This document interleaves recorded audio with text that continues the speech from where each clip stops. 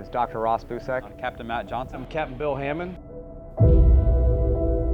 We got word of a researcher coming down into town. They want to broaden their horizons on what these permit are doing in our area.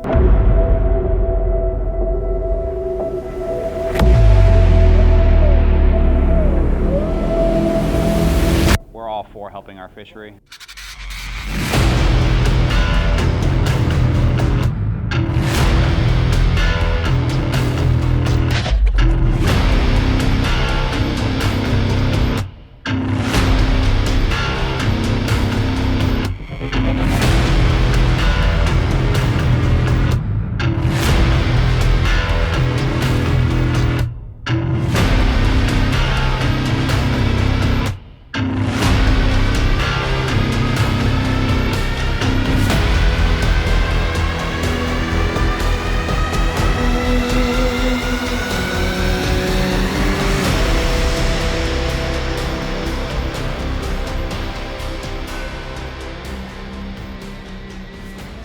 What a crazy day, man.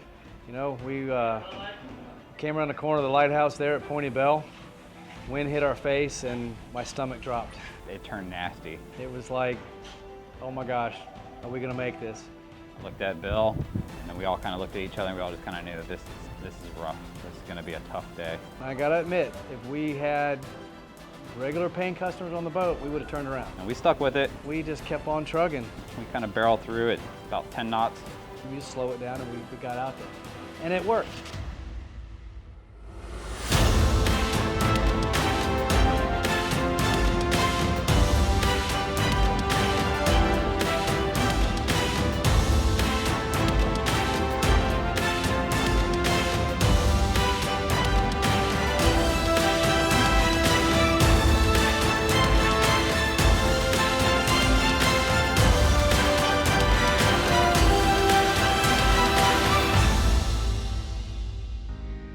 Project permit really is to really identify and address these really low-hanging conservation concerns. Where are the immediate threats for permit, and how can we make the fishery stay good or improve it when we can? And not only are we using multiple techniques to get at this, we're using very sophisticated biogeochemical markers that we can get from fin clips.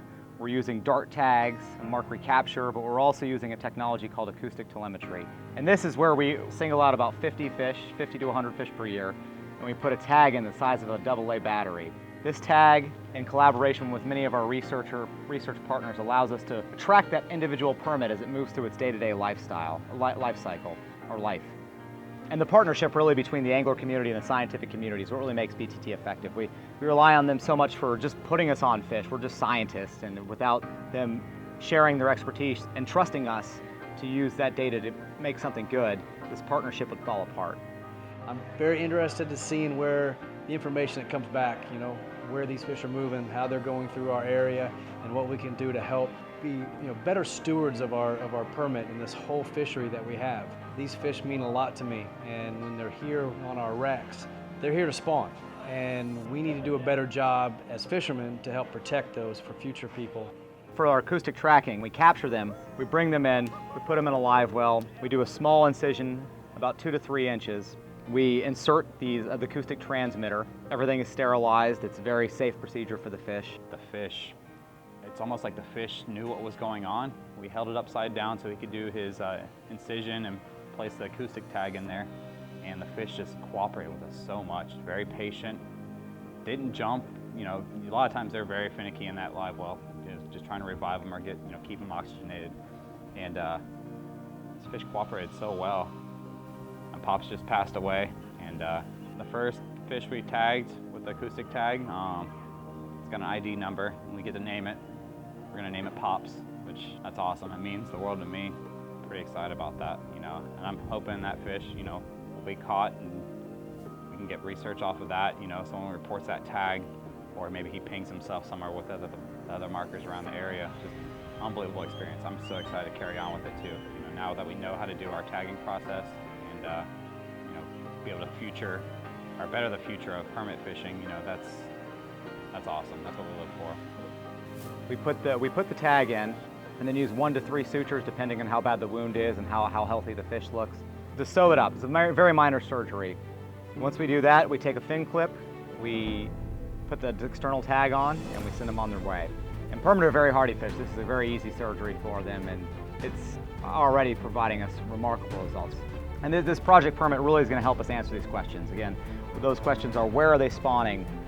Where are they in the wintertime? Where are they in the summertime? How connected are the populations per permit? Are the Fort Myers permit the same as the Tampa permit? Are they the same as the Keys permit? And once we get these basic questions, we can really start addressing management concerns, setting regulations so everybody's on the same page. It's a really exciting project, and we're looking to really expand it to the Gulf Coast and really make sure we're getting everything in we need.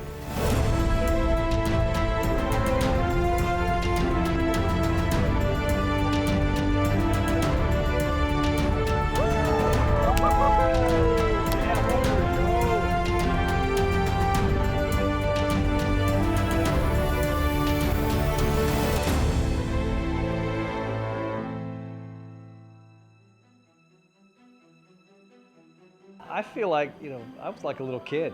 I'm so fired up. It was incredible. This was one of the best days I've had, in a long time. God was on our side, for sure. It's one of my pop's favorite fish.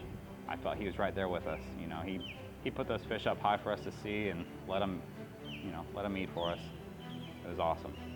We could have gone out there and, choked and not caught a fish, and, we would have been licking our wounds on the way home, but instead we're here at beautiful Cabbage Key having a good day.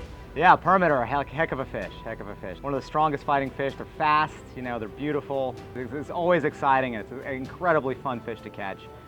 And, something you never forget. Those are memories for life, This day, I'll never forget it. I was on cloud 9. It was unbelievable.